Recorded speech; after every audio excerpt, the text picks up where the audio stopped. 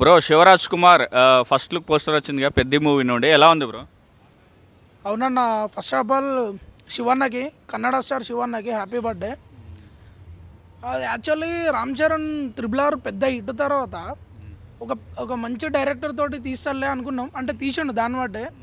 ఆ, శంకర్ తోటి తీసిన తర్వాత కొంచెం డిజాస్టర్గా మిగిలింది మూవీ.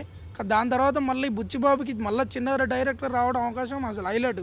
ఎవరం అనుకోలే, కానీ బుచ్చిబాబుకి అవకాశం వచ్చింది. కానీ బుచ్చిబాబు మరి మైండ్లో ఏముందో తెలియదు.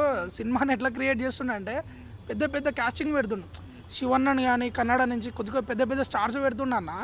నాకు తెలిసి ఈసారి పెద్ద మూవీని పక్కడబందిగా ప్లాన్ చేసినట్టు అనిపిస్తుంది. ఎందుకంటే అంత పెద్ద సినిమా తర్వాత మళ్ళీ చిన్న డైరెక్టర్ అవకాశం ఇచ్చిందంటే దాంట్లో స్టఫ్ ఎంత ఉందో అర్థమవుతుంది. ఏదో గట్టిగా కొడుతుర్రు.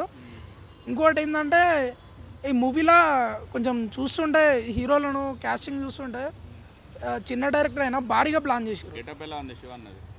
నెక్స్ట్ ఈరోజు బర్త్డే ప్రకారం బర్త్డే కోసం రిలీజ్ చేసారు. ఈరోజు పెద్దన్నది పోస్తారు.